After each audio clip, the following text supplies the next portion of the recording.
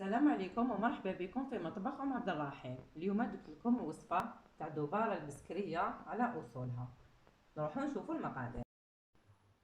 هنا كما راكم تشوفوا درت الطل تاع الفول هكذايا مع الماء، زدت له نص مغرفه تاع كمون، نص مغرفه تاع الملح، زوج وريقات تاع غن.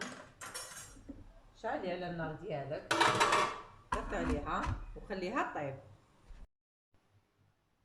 هنا من جهه اخرى عندي رطل تاع حميصه كنت شمختها ليله من قبل ودرتها تغلي. ديري نفس الطريقه تاع الفول تاني راني كنت شمختو ليله من قبل. درنا هنايا شويه كمون وشويه ملح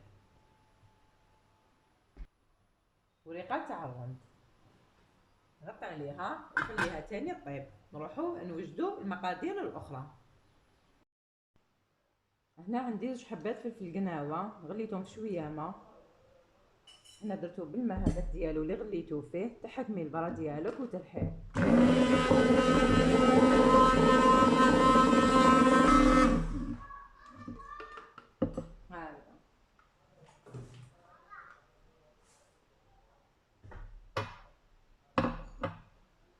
هنا ديري هذاك الفلفل القناوه اللي رحيناه،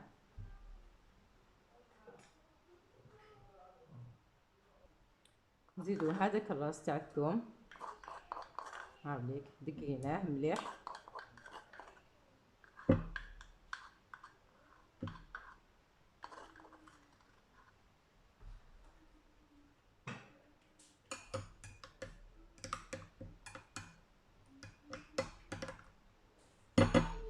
هكذا ونحطوها على الجنب.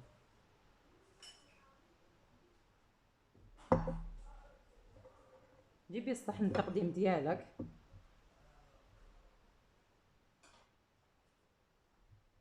ديري فيه مغرف هذيك تاع فلفل قناوه مع الثوم هذاك اللي رحيناه هكذا. زيدي هذيك ملعقه تاع طماطم المصبره، طماطيش تاع الحب مقطعه هكذا رقيقه هاي.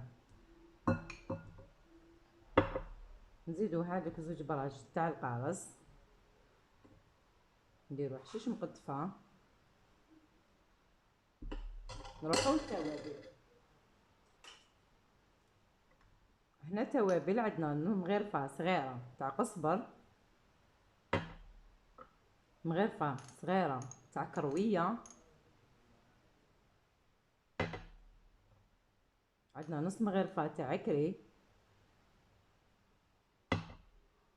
وعندنا شويه تاع فلفل الكحل هكذا. نزيدو حار مقطع رقيق.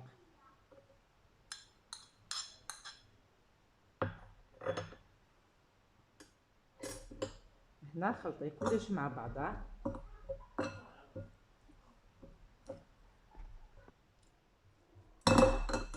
هكذا. دوكا نروحو للحميصه ديالنا اللي كنا طيبناها قبيله. نحي هكذا الحميصه تاعك بشويه تاع الماء اللي طيبتيه فيها. انا هنا ما درتش الملح لانه كلش راه طايب بالملح هكذا.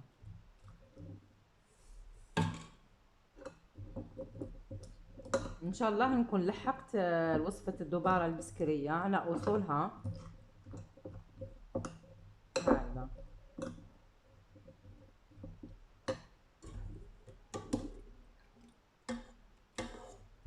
هكذا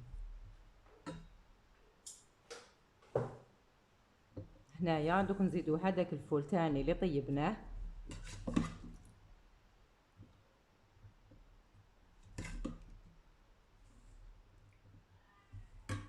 هكذا، وتخلطي كلش مع بعضه هاي. ها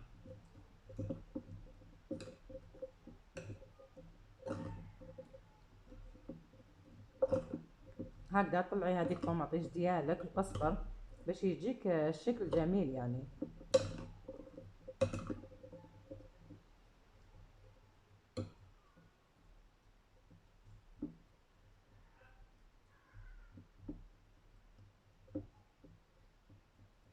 هكذا نزيدو دوكا زوج مغارف هكذا ولا ثلاثه تاع زيت الزيتون، كل واحد شحال يحب.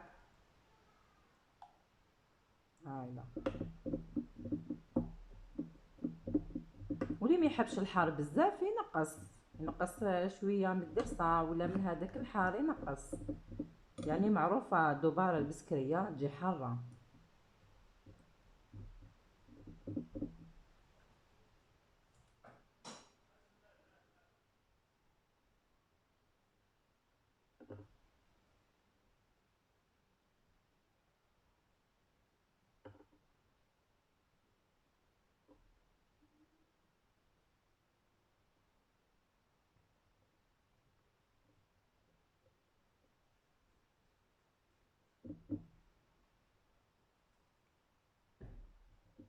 هكذا الدباره تاعنا راهي واجده كما راكم تشوفوا. هاي